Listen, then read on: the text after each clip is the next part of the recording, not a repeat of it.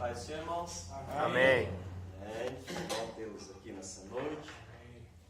Mas uma noite de vitória, né? Amém. Eu sei que é de hábito, de costume dos irmãos, em reverência à palavra. Quero meditar com os irmãos, Evangelho segundo São Marcos. Pode se colocar de pé, por favor. Texto bem conhecido, capítulo 10. Quero ler para os irmãos do versículo 46 ao 52. E eu quero extrair desse texto bíblico algo que de grande serventia para cada um de nós nessa noite. Marcos 10? Marcos 10, do versos 46 ao 52. Glória a Deus. Glória a Deus. Aleluia, Jesus Cristo. Como sempre falamos, Jesus é bom Amém. e o diabo não presta. Né? Glória a Deus. Posso ler, irmãos? Vamos lá então. E foram para Jericó. Quando ele saía de Jericó, juntamente com os discípulos e numerosa multidão, Bartimeu, cego, mendigo, filho de Timeu, estava assentado à beira do caminho. E ouvindo que era Jesus, o Nazareno, pôs-se a clamar: Jesus, filho de Davi, tem misericórdia de mim. Parou Jesus e disse: chamai-o.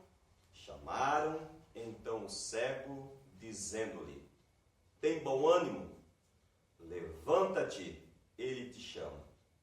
Lançando de si a capa, levantou-se, deu um salto e foi ter com Jesus. Perguntou-lhe Jesus: que queres que eu te faça? Respondeu o cego: mestre, que eu torne a ver.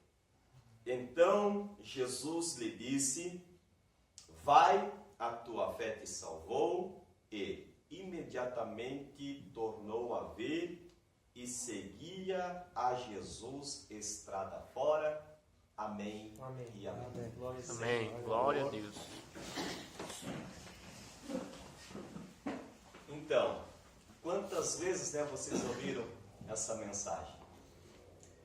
Interessante que na vida de um pregador, eu acho isso uma das coisas mais lindas que a gente encontra, que ao terminar essa mensagem nessa noite, essa reflexão que eu vou trazer, algo que Deus pôs no meu coração, ao me assentar, alguém poderia automaticamente assumir essa tribuna e ler a mesma passagem bíblica, e Deus com certeza haveria de revelar algo novo no coração dessa pessoa para compartilhar com cada um de nós. Glória a Deus. Porque a Bíblia diz que a palavra dele, ela se renova todos os dias.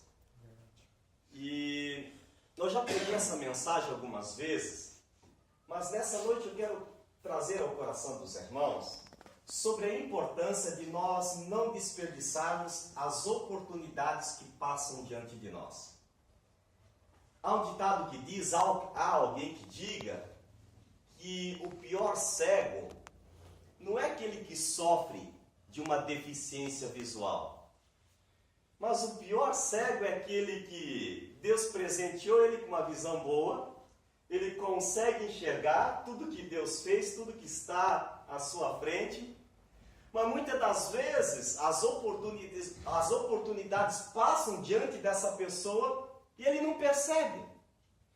E eu quero nessa noite trazer essa reflexão ao coração dos irmãos, porque o pastor compartilhou na igreja, e qualquer pessoa que assume aquela tribuna vai compartilhar, que existem 3 coisas, irmão Alexandre, que não voltam mais na nossa vida. E diz que a flecha, quando ela é lançada, ela vai atingir o seu alvo, é uma das coisas que não se voltam mais. Uma palavra liberada, nós vamos sofrer o efeito daquilo que nós falamos, não tem como você recolher aquela palavra. E uma oportunidade perdida. Veja bem, haverá outras oportunidades de nós estarmos aqui. Exemplo, terça-feira que vem, se Jesus não voltar. Mas essa oportunidade, ela é única. Então a gente tem que aproveitar as oportunidades. Glória a Deus. Sabe que quando nós estamos num culto de ensinamento na quarta-feira, aquele culto é único. Deus vai falar contigo do modo ímpar, do modo todo especial. E se você não estiver ligado naquilo que Deus está falando ao teu coração, você perdeu aquela grande oportunidade de ser abençoado através daquela palavra, de voltar edificado para casa. Então a oportunidade é uma coisa, meus amados irmãos, que não se perde, que não se desperdiça, porque perder uma oportunidade pode significar perder até mesmo a alma. Presta atenção. Nós estamos aqui porque um dia, irmão Valdeci, uma oportunidade passou diante de nós. O irmão aqui trouxe o Evangelho, apresentou Jesus para você. Glória a Deus. Você aproveitou a oportunidade. Quantas pessoas que não aproveitam essa oportunidade? Outra hora, quando eu morava em Guaramirim, com a vida arrebentada, destruída, resolvi vir até a casa da minha tia, Diaconisa Conceição, ela me ganhou para Jesus. Pensei, vou lá na tia, preciso de uma ajuda, desempregado, lascado da vida, ameaçado de morte. Pensei, Jesus, havia sido enganado por uma macumbeira aí na praça, aí, me comeu um dinheiro, o único pica-pau que eu tinha no bolso. Cheguei na casa de tia, preciso de ajuda. E a tia, né? A tia é uma benção, né? Eu nunca vi essa mulher incomodar na igreja, né? Por mais que me ausentei aqui de Jaraguá do Sul, né? um bom tempo, mas essa mulher nunca trouxe uma dor de cabeça para o pastor, né? Qualquer líder que aqui passou, sempre ali sendo muito prestativa, servindo a Santa Ceia. Chegando na casa da tia aquele dia, achando que ela ia me ajudar, né? Com a importância em dinheiro, sei lá, alguma coisa. A tia olhou bem dentro dos meus olhos e falou, filho, o que tu precisa é de igreja, o que tu precisa é de Jesus. Aleluia. E eu me revoltei porque eu era um bom católico. Veja bem, eu havia construído uma grutinha lá em casa, claro, enfeitado com pedrinha bonitinho, e lá dentro eu havia colocado um santinho, né? Diversos santinhos eu havia colocado lá dentro. E sempre frequentava a missa com a mãe todos os domingos. A minha mãe é fundadora, a mãe já é falecida, mas fundou a igreja, está lá até hoje, lá em Guaramirim. O irmão Elton teve lá, aquele nome foi a mãe que deu lá, Sagrado Coração de Jesus, para a igreja, fundadora da igreja. E eu me revoltei, falei para a tia, pelo amor de Deus, saí lá de Guaramirim, mais de 10 quilômetros, para vir na casa da tia, achando que a tia poderia me ajudar, e a tia me vem com esse negócio de religião. Tia, eu vou para a missa todo domingo com a mãe. E ela se encheu mais de autoridade ainda e falou, esse é o teu problema, né? Você tem uma religião, você serve uma religião. E eu não estou te apresentando uma nova religião, eu estou te apresentando aquele que pode mudar a história da tua vida, aquele que pode realmente dar um basta nessa tua situação. Sabe que aquela palavra entrou no meu coração? Era uma sexta-feira, me lembro como hoje, a igreja ali perto da casa do irmão Elton, lembra a igreja ali? Havia 2 cultos na sexta-feira, 3 horas da tarde e às 20 horas. Naquela época, presbítero José. E eu cheguei antes do que a tia no culto. E me lembro como hoje, eu não sei se você se lembra, a primeira mensagem que você ouviu quando você entrou dentro da igreja evangélica, né? Tem alguém que se lembra a primeira mensagem que quando você entrou dentro da igreja, estava ali um missionário, um presbítero, um evangelista, um pastor, e trouxe aquela mensagem? Você não guarda no teu coração? Pois bem, eu guardei. Coisa de 20 anos atrás, me converti em setembro de 98. E me lembro como hoje, ali o presbítero José pregando, João 8,32, e conhecereis a verdade, e a verdade vos libertará. Pensei, mas que palavra linda, nunca ouvi isso na missa, né? Nunca ouvi sair uma palavra como essa da boca do padre, sempre aquela liturgia, aquele jornal, e ele pregando e aquela palavra ardendo no meu coração. Ele chega no versículo 36, ele diz, se o Filho vos libertar, verdadeiramente sereis livres. E naquele dia, como um bom religioso, como um bom católico, mesmo aquela palavra ardendo no meu coração, mas aquele espírito, né, de religiosidade predominava na minha vida, eu pensei, mas tem alguma coisa errada. Eu nunca ouvi isso de um padre. Estou falando de oportunidades. E eu não havia trazido a Bíblia para a igreja, né? Como um bom católico, é difícil trazer a Bíblia para a igreja, né? Hoje a gente aprende a usar a Bíblia, né? E eu pensei, ou esse presbítero, ou esse missionário, ou esse pastor está mentindo, ou aquele padre sem vergonha deve estar mentindo, porque eu nunca ouvi uma palavra como essa. Rapidamente peguei ela ali, uma caneta emprestada, um pedaço de papel, e anotei o texto no qual ele havia lido. Cheguei em casa, abri aquela Bíblia pesadona da mãe, aquela capa dura, cheia de imagem, cheia de pó. abri lá e lá estava escrito, João 8:32, e conhecereis a verdade e a verdade vos libertará. Aí eu entendi que aquele servo de Deus, presbítero José, ele havia trazido aquela palavra, vinha da parte de Deus, e o amor, esse chamado foi tão forte, é uma das coisas que a gente precisa resgatar, essa coisa do primeiro amor. É ou não é? Às vezes nós cantamos aqui na igreja, acende a chama ao Pai. É coisa tremenda, é ou não é? E eu desempregado, mas eu não medi esforços. Veja bem, eu saía de Guaramirim quando a mãe não dava dinheiro, o pai se revoltou, a mãe se revoltou, criado na igreja católica, todos os irmãos, enfim, família tradicional, muito conhecida ali no bairro, na vila. E eu saía lá de Guaramirim a pé e vinha aqui na igreja participar dos cultos, porque a palavra ardia no meu coração. Glória a Deus. Isso é interessante. Oportunidades. Então as oportunidades, elas passam diante de nós e a gente tem que aproveitar essas oportunidades.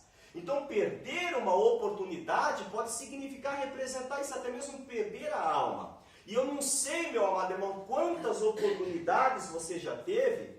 Nós não sabemos quantas oportunidades ainda nós teremos pela frente. Não sabemos qual é o tempo de Deus. Alguém poderia me dizer nessa noite qual é o tempo de Deus? Nós não sabemos qual é o tempo de Deus. Hoje nós estamos aqui, amanhã de manhã, quem sabe, um de nós não estará mais no nosso meio. A vida é assim mesmo, é uma caixinha de surpresa. Cláudio Duarte diz que cada um de nós possuímos uma senha, e lá de vez em quando uma senha é chamada. E vai que a nossa senha seja chamada. Então as oportunidades que nós temos, elas são únicas. Veja bem, a oportunidade muitas vezes de nós liberarmos o perdão, de pedirmos o perdão. Sabe que às vezes essa questão do orgulho é tão forte sobre a vida de uma pessoa, que impossibilita a pessoa muitas vezes num culto de Santa Ceia sair do seu lugar e pedir o perdão para um irmão, ou pedir perdão para a liderança, por causa do orgulho. E às vezes nós interpretamos assim, mas foi ele que me afrontou, foi ele que fez, foi ele que falou. E o orgulho muitas das vezes deixa a gente ali, cravadinho na cadeira, não participo da Santa Ceia, mas que eu não peço perdão, eu não peço. E aí eu fico imaginando, e se Jesus volta num culto como esse? Hã? Sabe que quando as pessoas pregam a história do filho pródigo, 90% dos pregadores ministram em cima da atitude do filho mais novo, que perde a parte da sua herança para o pai e vai gastar, vai se aventurar, vai ter com as prostitutas, é ou não é? Vai para a noitada, aparentemente uma alegria momentânea, porque quando você tem dinheiro no bolso, chove amigos, chove pessoas ao teu redor, mulherada. E o que me chama a atenção que eu tenho uma mensagem, o dia que eu tiver condições, o dia que Deus me proporcionar esse momento para trazer essa palavra, eu trouxe em Blumenau, ali na igreja da pastora Anaí, que eu pregava sobre o tema perdidos dentro da casa do Pai. Veja bem, às vezes nós falamos da atitude, do comportamento, o porquê que o irmão se desviou, e às vezes quando nós encontramos ele ali fora desviado, a gente está dentro da igreja muitas vezes apedrejando a pessoa. A gente não ora, a gente fica apedrejando. Se desviou, está bebendo, está fumando, está se prostituindo. Mas o que me chama a atenção é que o filho mais novo ele pecou, mas não dentro da casa do pai. O filho mais novo ele perde a parte da sua herança, mas vai pecar lá fora. Em contrapartida, aquele que está dentro da casa do pai fica pecando dentro da casa do pai. Verdade. Pega comigo essa revelação. Quando o filho mais novo volta para a casa do pai, o irmão mais velho não tem a mesma atitude que o pai tem, que é receber o filho mais novo que perdido estava, que morto já estava. A Bíblia diz que o pai presenteou colocando um anel no seu dedo, dando vestimenta, ele vai lá, manda matar um bezerro, enfim, a festa foi preparada. Porque o pai achava que estava perdido, agora foi recuperado. A Bíblia diz que o irmão mais velho não vai se alegrar. O irmão mais velho não chama ele de irmão, mas chama esse teu filho que volta. Olha só, ele não trata como irmão. E essa é a nossa atitude muitas das vezes dentro da igreja quando um desviado volta. Porque eu também já me desviei, fiquei 5 anos desviado. E me lembro como hoje, que antigamente não se tem a mesma atitude que tem hoje. Porque a atitude quando um perdido volta para a casa do pai, é você olhar dentro dos olhos dele e dizer, eu estava orando pela tua vida. Eu jejuei pela tua vida. E eu sabia que Deus ia te trazer aqui de volta. Mas na minha época, os irmãos, por falta de sabedoria e na ignorância, eles falavam, bateu a água na miserável, eu sabia que ia voltar. O camarada, ele já está voltando arrebentado. E se não encontrar o apoio da igreja, ele não permanece. O filho mais velho, ele sai da casa do pai. O mais novo entra e o mais velho sai. Ele não serve ao pai, que aqui é representado, nós entendemos o próprio Deus. Ele não serve ao pai com alegria. Ele não serve ao pai por prazer, por satisfação. Ele serve ao pai por obrigação. E muitas das vezes nós estamos dentro da igreja servindo ao pai por obrigação, não por amor. Glória a Deus, aleluia. Esse é um problema, que nós temos as oportunidades de chegar num culto e fazer a diferença. Presta atenção aqui comigo, meu amado irmão. Foi falado aqui, eu estava prestando atenção, terça-feira passada, sobre a oração. A igreja ela observa demais, presta atenção. O pastor Nilton está cheio de auxiliar de obreiro. Não adianta nós, como obreiros, auxiliares, querer cobrar a oração da igreja, sendo que nós, que somos o braço direito do pastor, não oramos. Não vai dar certo. A igreja, ela copia. Enquanto nós não formos os primeiros a dobrar o joelho e servir de exemplo para os demais membros da igreja, não vai dar certo. Não vai dar certo. Outra questão que nós temos que trazer aqui, sabe que a gente vê, parece que você quando está ligado no mesmo espírito, você sente a dor do próximo. Sim. Isso aconteceu com Jesus. Sim. A palavra misericórdia é uma junção de duas palavras, misericórdia, falando que Jesus olhava, não como nós olhamos no exterior, olhava dentro do coração, olhava para a necessidade da pessoa. Isso é interessante, que a gente observa a angústia, muitas vezes no italiano, me permite usar essa expressão, pela intimidade, que ele sente, é ou não é? Em compartilhar, parece que a igreja não está presente e não está junto. É ou não é? Domingo a igreja abarrotar. É culto de vitória. Hoje Deus vai fazer, Deus vai abrir a porta, o milagre vai acontecer. Quando é para o crente estar no culto de ensinamento, ele fica em casa. O culto de aprendizado, sábado à noite. E muitas das vezes o que a gente vê é pessoas falando, eu fui chamado por Deus, eu temo a Deus, eu obedeço a Deus, até porque mesmo o profeta Jeremias vai declarar que maldito do homem que confia no homem, que faz da carne o seu braço e aparta o seu coração do Senhor. Eu só temo a Deus. Aí eu fico pensando, há possibilidade de um crente temer a Deus e não temer ao seu pastor, não ter temor e não ter respeito à sua liderança? Eu faço essa pergunta a você, porque tem gente que desonra a liderança do pastor e diz que honra a Deus. Não tem como você honrar a Deus no qual você não vê, sendo que o teu pastor que você vê todo dia, você não consegue honrar. Aleluia! Isso é forte, irmão. Deus te tratará amanhã da mesma maneira que tu tratares o teu pastor hoje. Quer ser tratado bem por Deus? Aprenda a tratar o teu pastor bem. Glória a Deus, aleluia. Aprenda a honrar a liderança da igreja. Por mais o nosso problema em honrar a liderança, é porque muitas vezes nós temos um pensamento, uma imagem formada de liderança. Porque pastor tem que ser santo, pastor tem que ser perfeito. E nós deixamos de entender que pastor também é ser humano e é. E quando você tem esse pensamento formado, o que acontece? Diante do primeiro erro que ele cometer, você cai de pau em cima dele. Sabe aquele espírito, a gente fala dos religiosos ali fora, mas o espírito de religiosidade muitas das vezes está dentro da igreja. Meu Deus. Verdade. Cristo está mais perto da prostituta que reconhece que é pecadora do que do religioso que acha que é santo demais. E às vezes nós temos esse espírito dentro da igreja. O cuidado que a gente tem que ter. Oportunidades, irmãos. Nós não sabemos se a oportunidade que estamos tendo hoje não seja a última oportunidade da nossa vida. Quando eu falo falo de oportunidade, eu falo de um jovem como esse, que entrou num grande templo, e o pastor, sendo inspirado por Deus, o Espírito Santo ministra no coração dele que havia um jovem, em meio àquela imensa multidão que ali estava dentro daquele grande templo. E o pastor dizia: hoje é o dia, vem aqui na frente, você precisa se entregar a Cristo. Esta é a tua oportunidade, a última oportunidade, melhor dizendo. Saia da onde tu estás e entrega-te a Cristo, que Ele quer mudar a tua história, quer mudar a tua vida. O jovem entendia lá atrás que era com ele que Deus estava falando. Mas aquele pensamento do jovem, onde ele diz: mas eu sou tão novo, vou aproveitar um pouco mais, balada, mulherada, bebida. Quando eu tiver já com a idade um pouco mais avançada, né, eu venho para a igreja me converter. O negócio agora é curtir, aproveitar. A gente entende, né, por que o maior índice de mortandade está na juventude dos 13 aos 25 anos. Por causa da desobediência, desonra. E aquele jovem, o culto inteiro Deus falando com ele, ele perdeu aquela oportunidade que passou diante dele. O culto termina, aquela aglomeração de pessoas, Elton, diante do pastor, falando do culto, quanto Deus havia falado naquela reunião. Olha só que tremendo isso.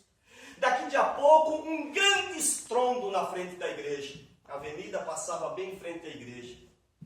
Todo mundo parou, aquele silêncio, todo mundo correu para fora. Sabe o que havia acontecido? Ao terminar o culto, enquanto muitos estão se despedindo, conversando com o pastor, aquele jovem que entendeu que era com ele que Deus estava falando, onde usou diversas vezes o anjo da igreja, o pastor, para falar com ele perdeu a oportunidade. Ao atravessar o asfalto, no descuido, sem olhar, um carro pegou ele em cheio e morte instantânea na frente da igreja.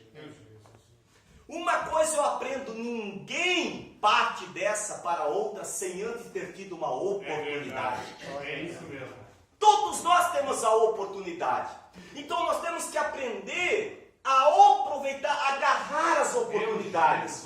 O texto que lemos nos fala de um homem que não desperdiçou a sua última oportunidade. Ele não teve outras oportunidades. Você já leu essa história? Você conhece um pouco dessa história? Não, eu vou descartar essa, hoje eu não estou legal. Hoje eu ganhei um trocadinho demais pedindo esmola. Eu vou aproveitar na próxima. Haverá outras oportunidades e quem sabe... Não, a Bíblia nos mostra que esse homem, ele aproveitou a sua última oportunidade. Era a última oportunidade da sua vida. Porque Jesus estava indo para Jerusalém, onde seria crucificado e morto. A história vai dizer que Jesus está passando... E ele seria, ali foi o local, está passando por Jericó. Aquela era a última vez que Jesus passaria por Jericó. Nunca mais Jesus passaria por aquela cidade. Aquela era a última oportunidade de Bartimeu. Glória a Deus. Hoje é a oportunidade que você tem para glorificar, para adorar. Hoje é a oportunidade que nós temos para abraçar, para perdoar. Hoje é a oportunidade que nós temos a sair daqui às vezes pedir perdão para a mulher, porque hoje nós falamos que não deveria ter falado. Porque Deus fala ali, fala aqui comigo também. As oportunidades estão diante de nós. O porquê não? A diferença é começar por nós. Muito é falado, precisa fazer isso, fazer aquilo, mas foi falado sábado à noite, por que não começa por nós?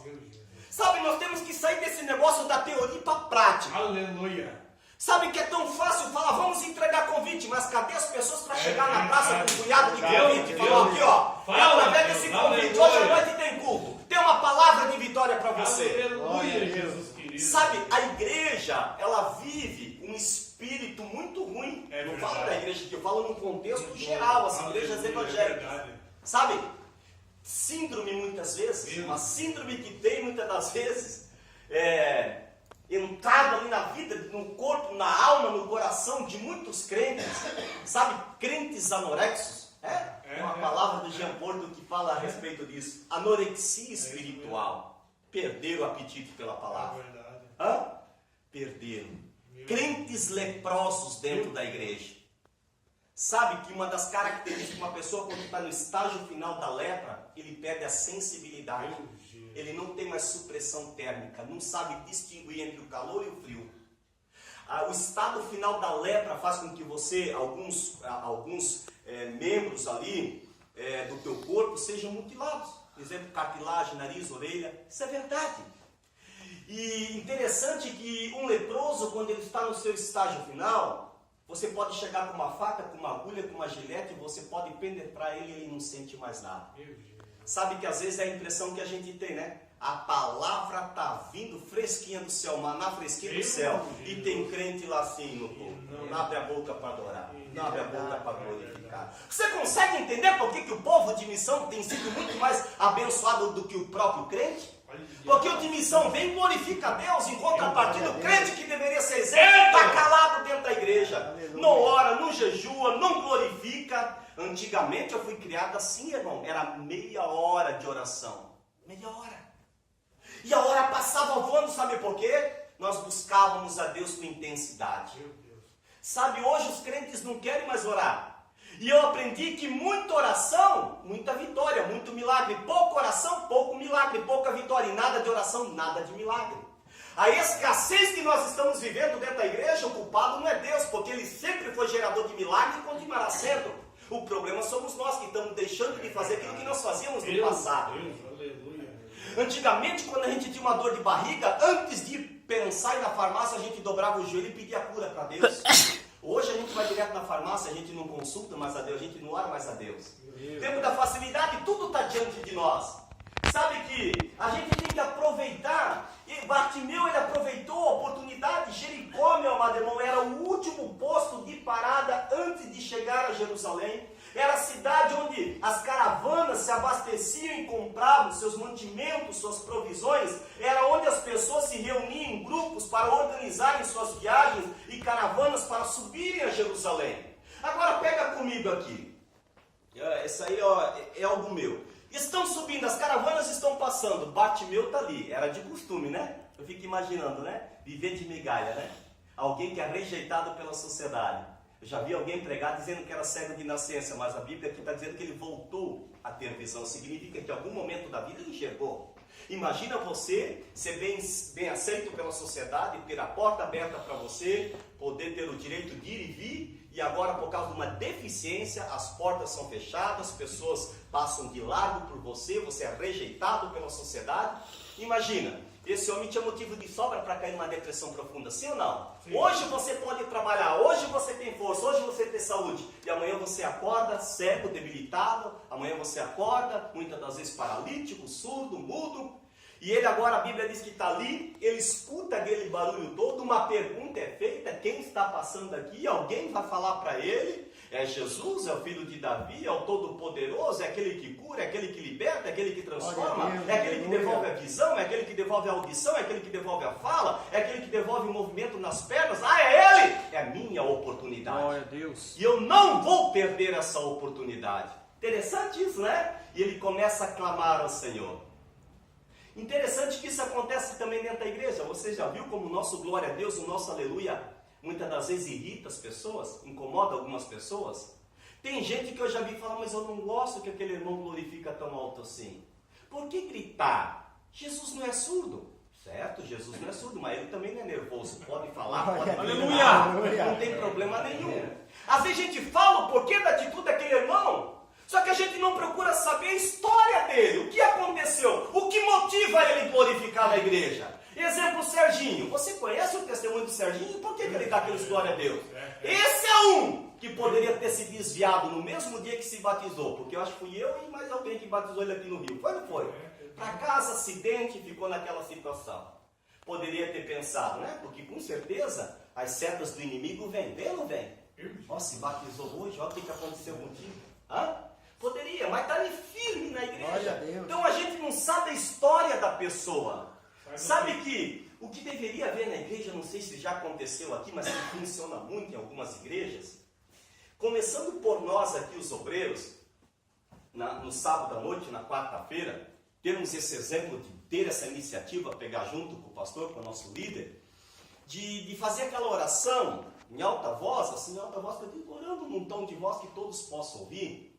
E eu não sei se vocês já fizeram aqui, saem nos corredores da igreja, orando. Nunca fizeram aqui? A pastora Laí faz, os obreiros saem orando no meio do povo. Interessante que quando a igreja está orando, quando nós estamos orando, aquele que está sentado, ele se sente, o próprio Espírito Espírito fala com ele se sente constrangido de ver os outros orando e automaticamente aquele constrangimento levará ele a dobrar o joelho e também buscar Deus.